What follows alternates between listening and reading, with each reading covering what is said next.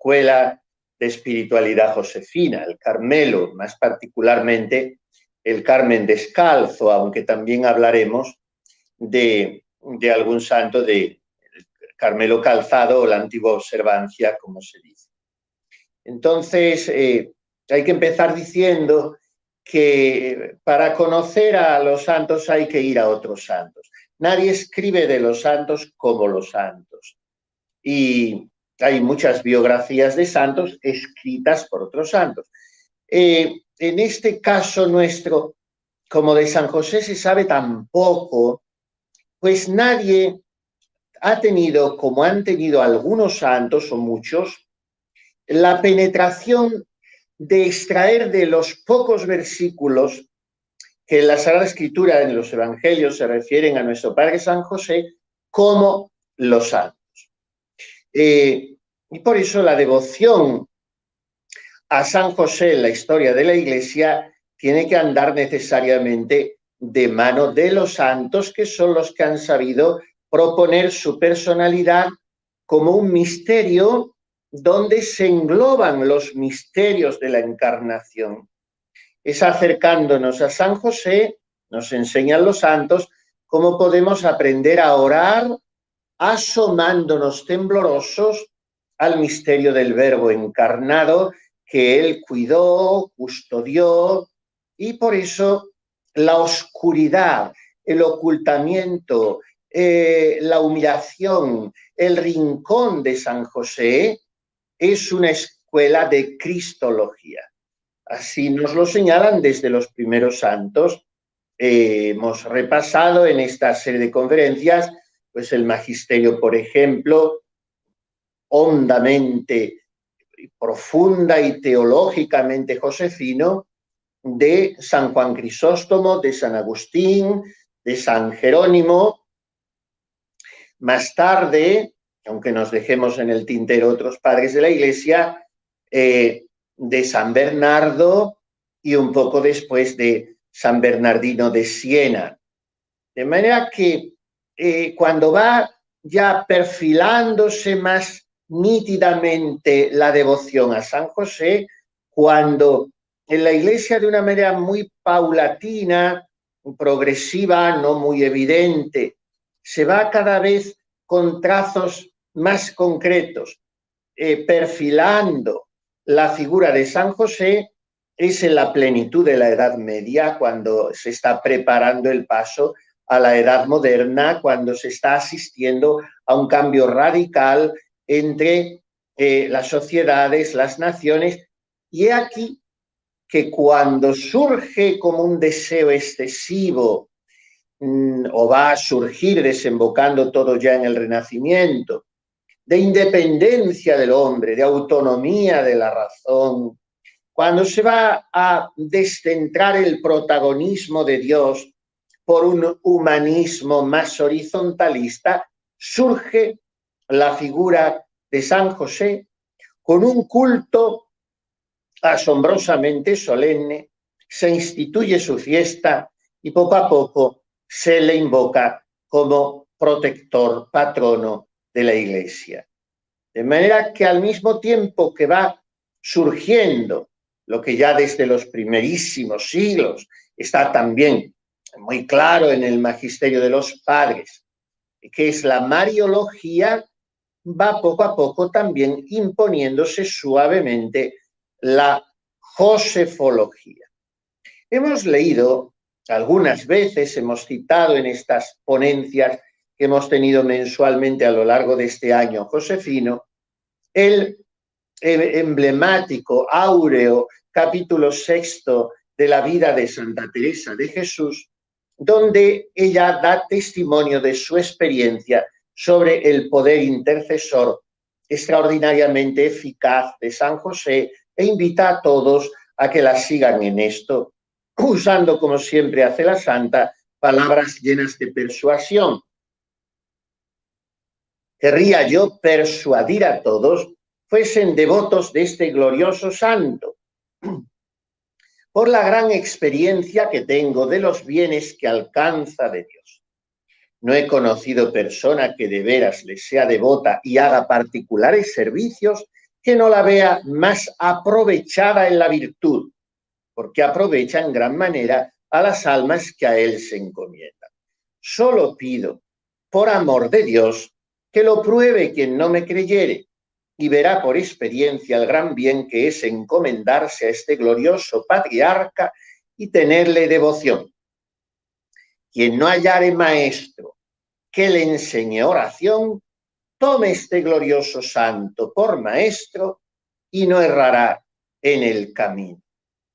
Estas palabras de Santa Teresa, enmarcadas en párrafos más amplios en ese capítulo 6 de la vida, del libro de su vida, su autobiografía, influyeron muchísimo en la devoción, la extensión, la propagación del culto a San José. No solamente, aunque comenzó naturalmente en ese ámbito, en el seno de su orden del Carmelo, sino que se fue extendiendo como en círculos concéntricos por toda la Iglesia.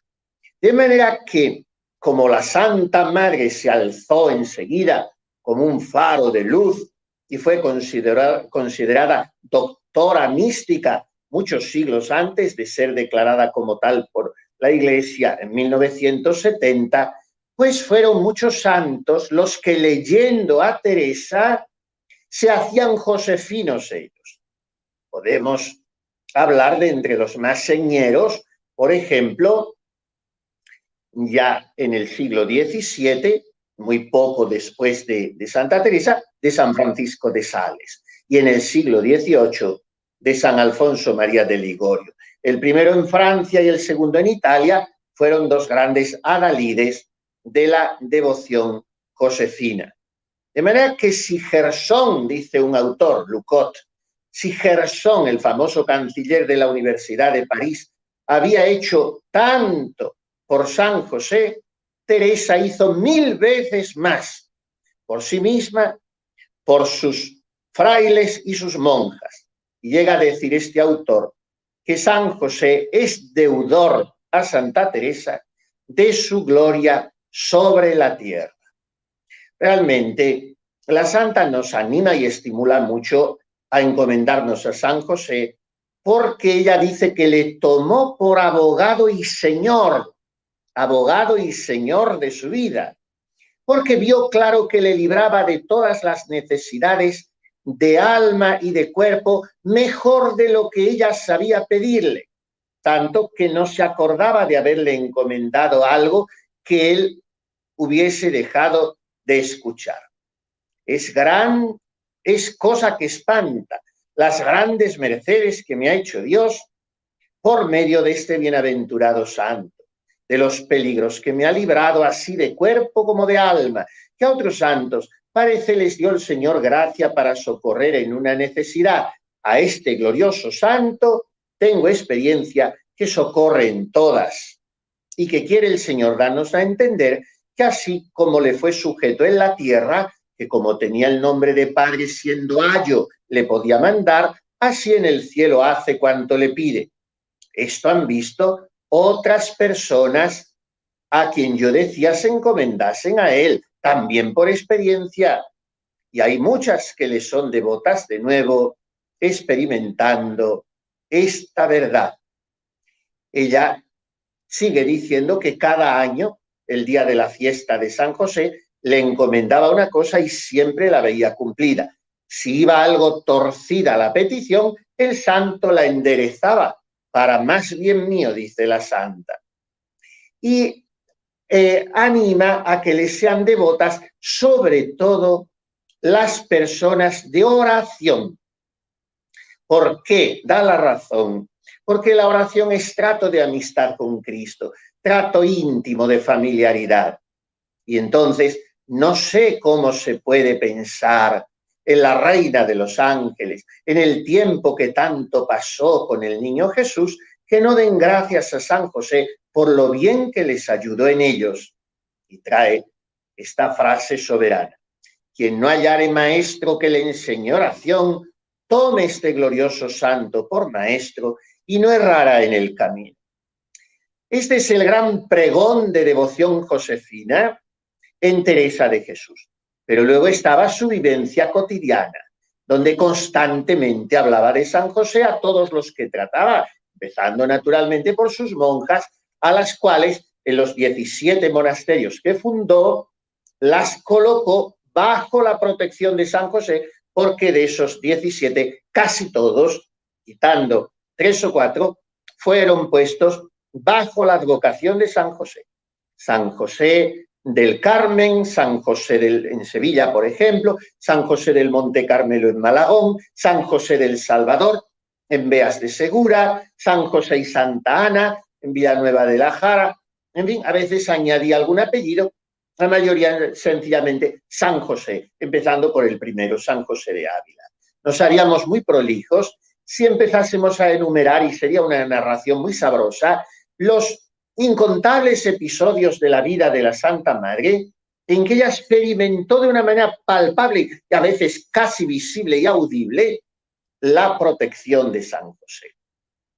Como dejó este legado a sus hijas, pues una de las más esclarecidas de todas, en cuyos brazos murió en Alba de Tormes la Santa Madre, la humilde leguita, después fundadora del Carmelo con Ana de Jesús en Francia y los Países Bajos, la beata Ana de San Bartolomé, toledana de Almendral de la Cañada, muerta en 1626, o sea, 4 años después de la canonización de Santa Teresa, escribirá que importa mucho tener a los santos por intercesores en nuestras necesidades, en particular al glorioso San José.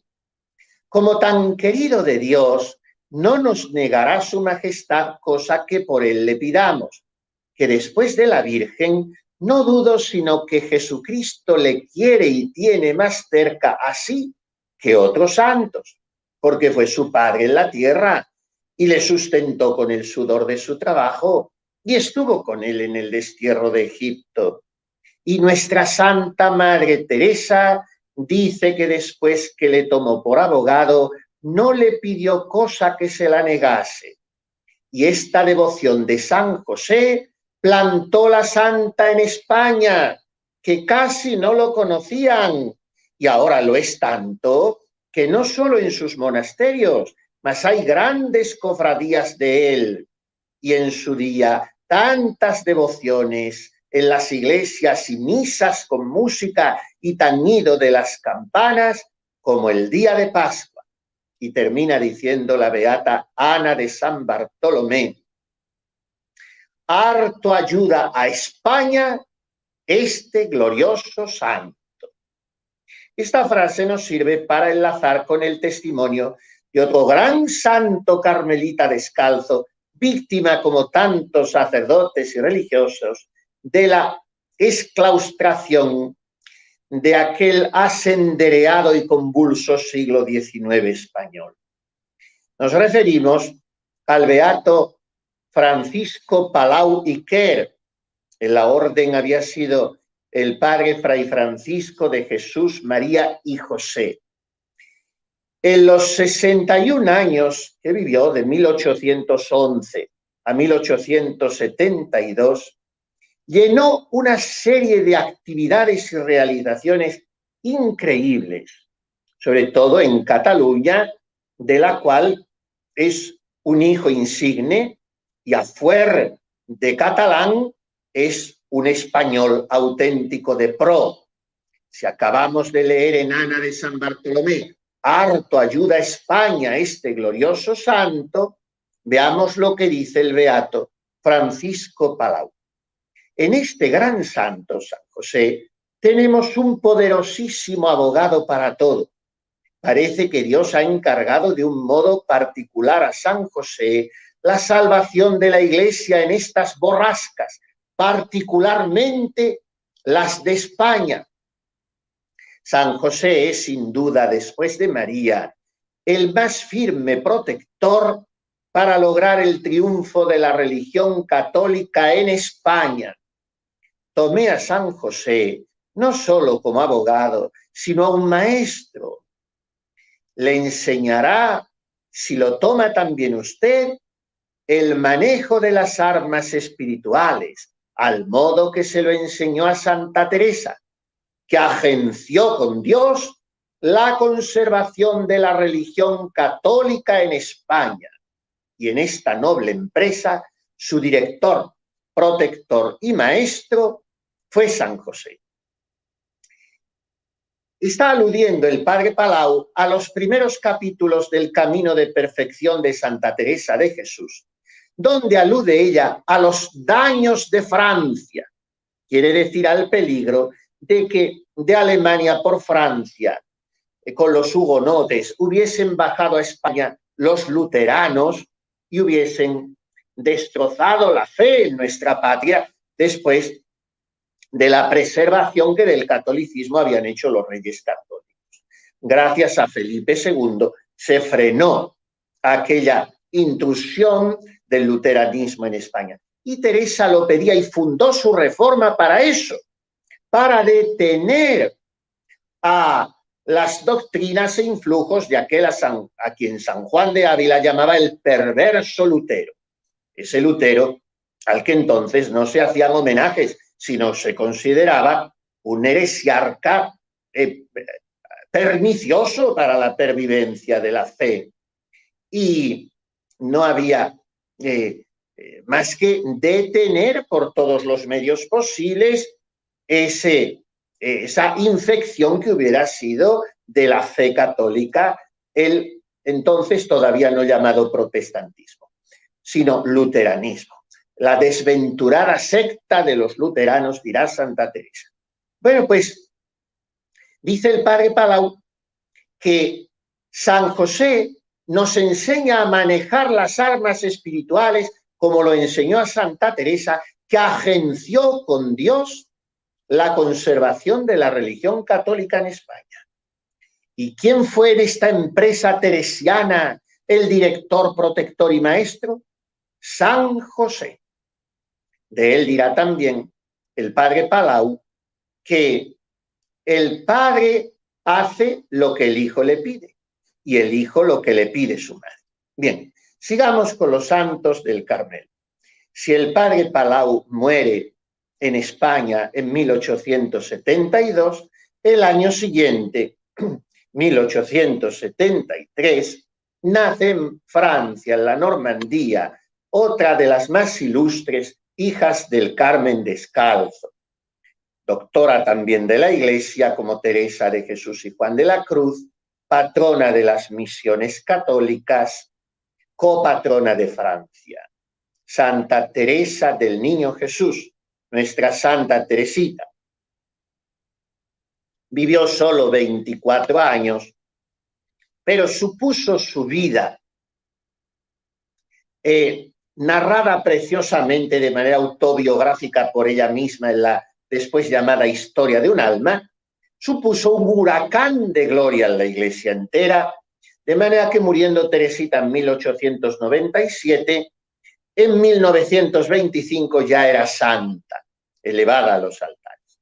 Y en esa autobiografía, hoy se llaman manuscritos autobiográficos, porque son 3, que luego su priora, la Madre María de Gonzaga, refundió en una sola obra como dirigida a sí misma, aunque tenía 3 destinatarias, la Madre Inés de Jesús, hermana carnal de Santa Teresita, Sor María del Sagrado Corazón, hermana carnal de Santa Teresita, ambas monjas, como una tercera y una prima en el mismo Carmelo que ella, y el tercer manuscrito tiene como destinataria a la Madre María de Gonzaga, priora también de Santa Teresita. Pues en el manuscrito A, en el que la santita habla de su infancia, se dirige a la Madre Inés de Jesús, su propia hermana Paulina, y le dice: desde mi infancia había yo sentido hacia San José una devoción que se confundía con mi amor a la Santísima Virgen.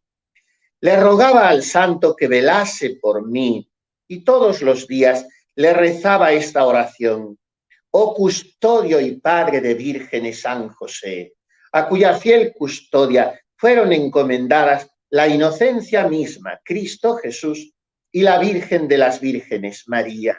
por estas dos carísimas prendas tuyas, Jesús y María, te ruego y te suplico me alcances, que preservada yo de toda mancha, sirva siempre con alma pura, corazón limpio y cuerpo casto a Jesús y a María. Con esta súplica que le hacía yo a San José, sigue diciendo Teresita, emprendí sin miedo el largo viaje a Italia, una peregrinación que hizo con su padre y su hermana. Iba tan bien protegida con San José que me parecía imposible tener miedo. Este amor y confianza en San José acompañará a Teresita toda su vida. Ya de monja le dedicará una entrañable, ingenua poesía que reza así.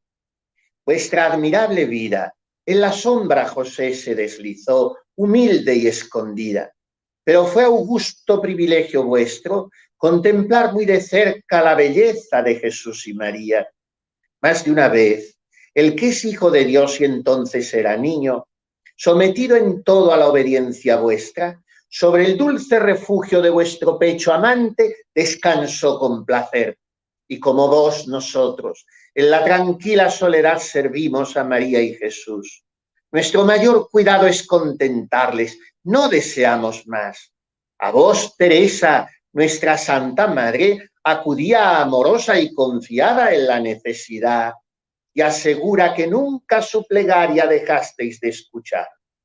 Tenemos la esperanza de que un día, cuando haya terminado la prueba de esta vida, al lado de María iremos, Padre, a veros.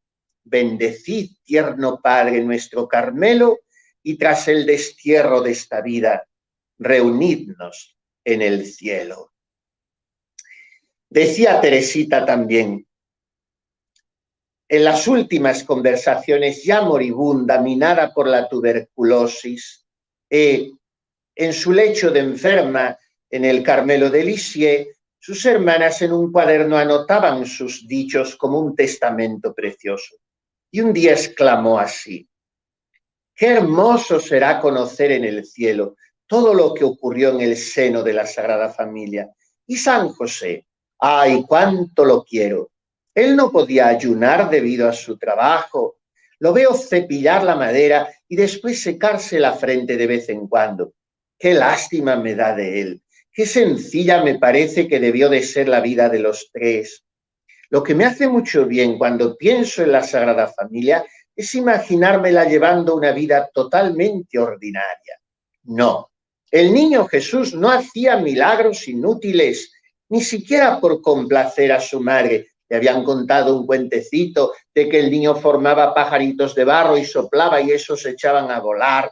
Y Santa Teresita se indigna un poco con esas bobadas y dice, y si no, ¿por qué no fueron transportados a Egipto en virtud de un milagro que por lo demás habría sido más necesario y tan fácil para Dios? En un abrir y cerrar de ojos habrían sido llevados allá, pero no. En su vida todo discurrió como en la nuestra. Cuántas penas, cuántas decepciones, cuántas veces se le habrán hecho reproches al bueno de San José, cuántas veces se habrán negado a pagarle su trabajo. Qué sorprendidos quedaríamos si supiésemos todo lo que sufrieron. Así habla Teresita con su espíritu de sencillísima y encantadora infancia espiritual sobre San José. Contemporánea de Teresita y coterránea también es la carmelita francesa recientemente canonizada, Santa Isabel de la Trinidad. Una vida muy breve también la suya, y sin embargo se alza como pregonera de la vivencia del misterio de la inhabitación trinitaria en el alma. Vivió de 1880 a 1906 en Dijon, la patria de San Bernardo, otro gran apóstol josefino. Toda su vida fue también Elisabeth Catès-Rouland, después Sor Elisabeth de la Trinité, muy devota de San José, y no dejaba de encomendarle con toda confianza sus intenciones, como consigna en su diario, un día 1 de marzo, cuando ella tenía unos 18 años. Esta mañana he comulgado por el comienzo del mes de San José y he pedido a este gran santo, en quien tengo mucha confianza, que me ayude en la conversión de un pecador, al que ella había tomado como empresa propia para salvar. Y ella murió el 9 de noviembre de 1906. Pues bien, el 1 de enero, 10 meses antes de ese mismo año, según la costumbre, cada hermana de la comunidad sacaba por suerte un papelito con el nombre de un santo que sería su patrón para el año que comenzaba. Pues bien, ese año que iba a ser el de su muerte, a Isabel le toca como abogado San José. Y dice a toda la comunidad, loca de alegría cuando ve el santo que le ha tocado: San José es el patrono de la buena muerte y vendrá a buscarme para llevarme al Padre Celestial. Yo sabía que San José vendría a buscarme este año y mírenlo aquí escrito. Ya me lo está avisando. Otra joven, la más joven de todas las carmelitas descalzas canonizadas hasta ahora, con solo 19 años, murió como novicia, es la simpaticísima y amadísima carmelita chilena Santa Teresita de los Andes, una joven divertida, expansiva, sumamente abierta a la amistad, muy guapa, y quiso consagrarse a Dios en el Carmelo. Vivió solo 11 meses en él. Le había encomendado su vocación a María y a José, y por eso escribirá. Tiene también un precioso diario y cartas impresionantemente profundas. He puesto en defensa de mi causa 2 grandes abogados que no pueden ser vencidos: mi Madre Santísima, a quien jamás he invocado en vano y ha sido mi guía verdadera toda mi vida desde muy chica, y mi Padre San José, a quien he cobrado gran devoción. Ellos lo pueden todo cerca de su divino Hijo, y yo estoy segura de que la Santísima Virgen y mi Padre San José no han podido hacerse sordos a ruegos tan constantes. Bendito sea Dios, porque todo ha sucedido, dirá cuando al fin realice su vocación, de un modo providencial. Tuvo que vencer la resistencia de sus papás, en fin. Pues ha sucedido todo tal como yo quería. El 7 de mayo, la Santísima Virgen y San José me abrirán las puertas de mi convento y ese día moriré al mundo para vivir para siempre escondida en Dios. Me retiro yo con él, Jesús, en lo íntimo de mi alma, y allí, como en otro Nazaret, viviré en su compañía con mi madre y San José. Y efectivamente, así sucedió. Murió el 1920, como decimos, con solos 19 años. Hablemos ahora de otra figura diferente. No se trata de alguien joven ni de una monja, sino de un hombre muy conocido en Holanda por su capacidad comunicativa, por su ciencia, por su cultura, y que después morirá mártir de los nazis. Se trata del beato Tito Brasma, 1881 a 1942. En este caso es un carmelita de la antigua observancia, carmelita calzado, decimos coloquialmente. Procuró siempre vivir muy a fondo su vocación, fascinado por el espíritu del Carmelo, e invitaba a todos a hacer lo mismo, aunque no fuesen carmelitas, de manera que se fijasen en el ejemplo para orientar su vida en María y José. ¡Qué alegría!, decía, tenían María y José en poder servir al niño Jesús. Con qué respeto lo hacían, cómo se conformaban con su pobreza, nada de quejas ni críticas, solo atienden a sus deberes. La mala voluntad de los otros en nada entibia su celo, sino que al contrario los estimula más al cariño y a la solicitud. Jamás se les ocurre pensar, los otros no hacen nada, ¿por qué he de hacerlo yo solo todo? No. Lo que debemos hacer es demostrar santo celo, con el fin de demostrar nuestro amor. Admiremos a San José, que en todo se sometió a la voluntad divina y en todo estuvo junto a María, para que en ella se cumpliesen los designios de la providencia. Así pues, dirá muy agudamente el beato Tito Brasma, pongámonos con María bajo el patrocinio del patriarca San José. O sea, la que mejor puede enseñarnos la devoción a José es precisamente María. Vengamos ahora a otra monja carmelita descalza. En este caso no se trata tampoco de una joven. Hemos hablado de Teresita e Isabel, 24 y 26 años respectivamente, francesas ambas. Después de Teresa de los Andes, 20 años, chilena.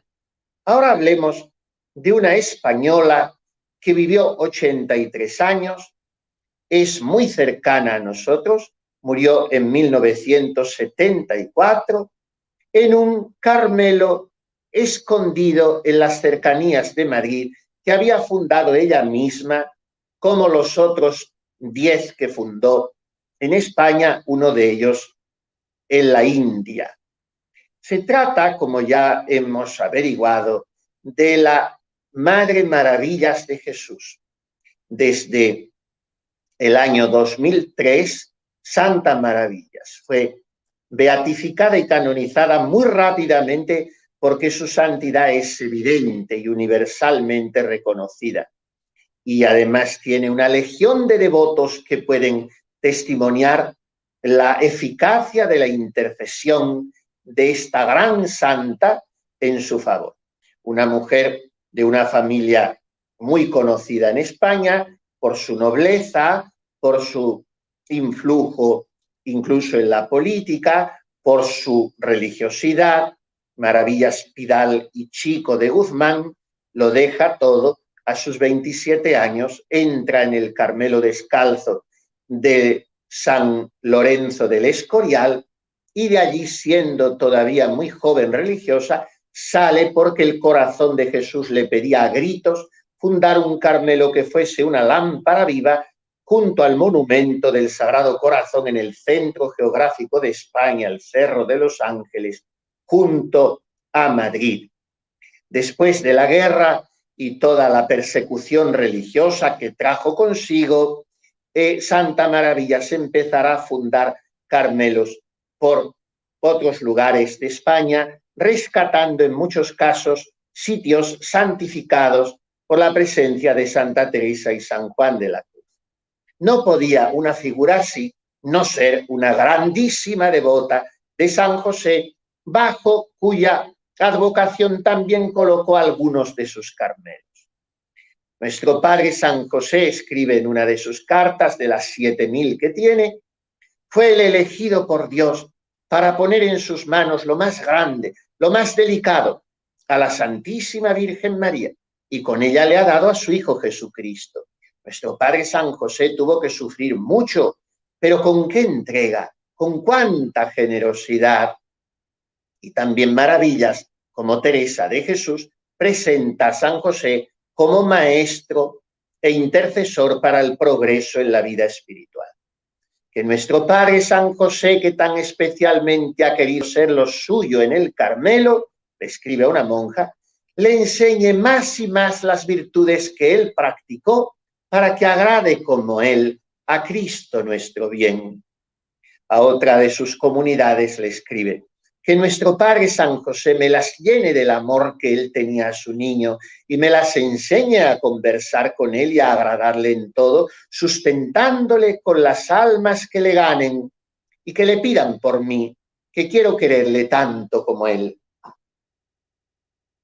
Que sea nuestro modelo, escribe en otra carta, nuestro Padre San José. Pidámosle que nos enseñe a vivir solo para Él. Miren que el alma que de veras lo desea, el alma que es fiel en todas las cosas, aunque caiga, nunca deja de recompensarla el Señor. Hablemos de otra carmelita descalza muy singular, patrona de Europa, mujer cultísima, filósofa alemana, conversa del judaísmo, en el que había después derivado en una suerte de ateísmo al catolicismo a base de leer a Santa Teresa de Jesús. Su vida, su autobiografía, que leyó en una sola noche, Edith Stein. Pues bien, deseó ser enseguida carmelita descalza. Su director espiritual le dijo que permaneciese unos años en el mundo para dar testimonio con sus conferencias y actuaciones culturales, y al fin se hizo carmelita en Colonia. Después fue trasladada a Echt, en Holanda, al Carmelo de Echt, porque la perseguían los nazis por su condición de judía. Al fin la capturarán y la harán mártir en las cámaras de gas. Pues en ese Carmelo de Echt, ella escribirá la poesía San José, cuídanos, pidiendo al bendito patriarca por sus hermanos judíos tan perseguidos. Y en esa poesía se pregunta si hay algún salvador, alguien que les pueda ayudar a los judíos. Y piensa que José es judío como ellos y acude a su intercesión.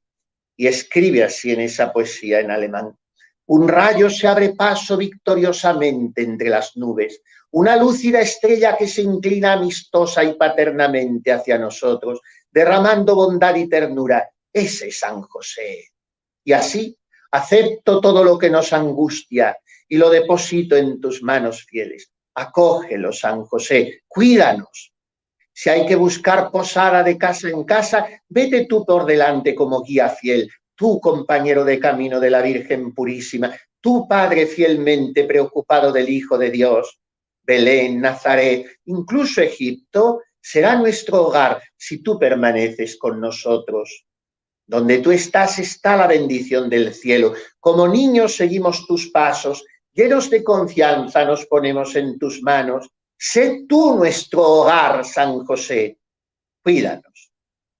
Bien, hemos repasado escritos, exclamaciones fervientes de la gran Santa Teresa de Jesús y de otros muchos santos del Carmelo, la beata Ana de San Bartolomé, el beato Francisco Palau, Santa Teresita, Santa Isabel de la Trinidad, Santa Teresita de los Andes, el beato Tito Brasma, la Santa Madre Maravillas de Jesús, Santa Teresa Benedicta de la Cruz, Edith Stein, patrona de Europa, y no hemos hablado del padre del Carmelo descalzo, San Juan de la Cruz. Y es que San Juan de la Cruz propiamente no escribió sobre San José. Escribió sobre el misterio de la encarnación, sobre el nacimiento del niño en Belén. Se extasiaba cuando llegaba la Navidad y la celebraba. Pero hay episodios de su vida muy bonitos y expresivos, como aquel que sucedió en Granada, cuando bajando desde su convento de los mártires, donde era prior, hasta el convento de San José de las Carmelitas Descalzas, el último fundado por Santa Teresa, que no se trasladó a Granada, bajando Fray Juan de la Cruz, tuvo un encuentro misterioso con un personaje todo vestido de negro, mayor, en la plaza de la Cancillería de Granada. Le detuvo de repente y le dijo: Padre Fray Juan de la Cruz, quiero que sepáis de parte del cielo que la reforma de la Madre Teresa y vuestros frailes son muy agradables al Señor. Y Dios se complace en que honréis tanto al patriarca San José. El santico de Fray Juan quedó persuadido en que aquel misterioso personaje era el propio San José. Y por fin no podríamos terminar sin aludir a otra gran figura del Carmen descalzo, no canonizado, esperamos que algún día lo sea, muy perseguido, incluso expulsado de la orden inexplicablemente.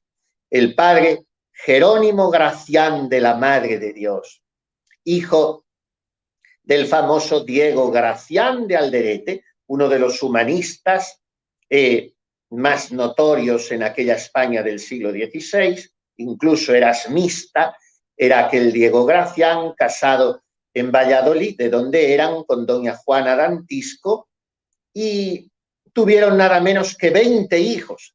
5 de ellos no sobrevivieron, buen número de los cuales fueron frailes y monjas, otros secretarios de Felipe II, también humanistas.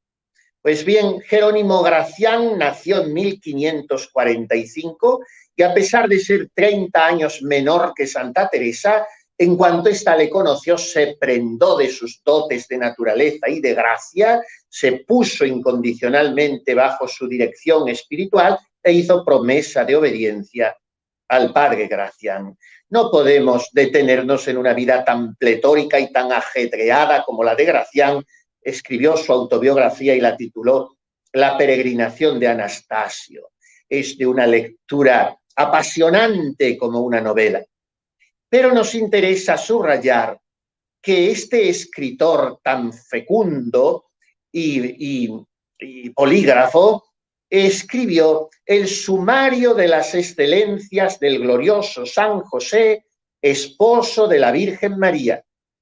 Acaba de haber una edición, me parece que es editorial Gotas, la ha preparado un carmelita descalzo en este mismo año.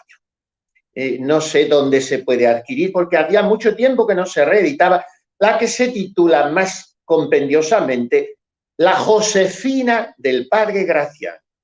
Se imprimió por primera vez en italiano y castellano en 1597 y es, junto con la tan citada Suma de los dones de San José del dominico Isidoro de Isolano, este de Gracián, La Josefina, es uno de los primeros libros dedicados a San José y que se lee con verdadera delectación. Expone la vida, las virtudes, los privilegios, el poder intercesor de San José, por los dos títulos fundamentales, porque es esposo de María y padre singular de Jesús. No nos dibuja Gracián a un viejo decrépito, sino a un hombre vigoroso y joven.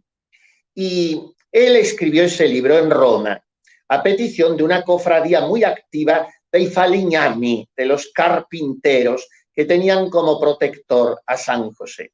Narra la muerte del bendito patriarca con todo detalle y enseguida tuvo un gran éxito y empezó a tener ediciones numerosas y rápidas y se convirtió La Josefina de Gracián en uno de los textos más emblemáticos sobre San José. Hizo mucho fruto en Italia y en España, le leyeron los arzobispos de Toledo, Valencia, otros prelados, y parece ser que fue motivo para que empezaran estos obispos y otros a solicitar, a decretar que en sus diócesis el día de San José fuese fiesta de guardar. Esto lo decía el mismo padre Gracián en la última edición que se hizo durante su vida de su Josefina.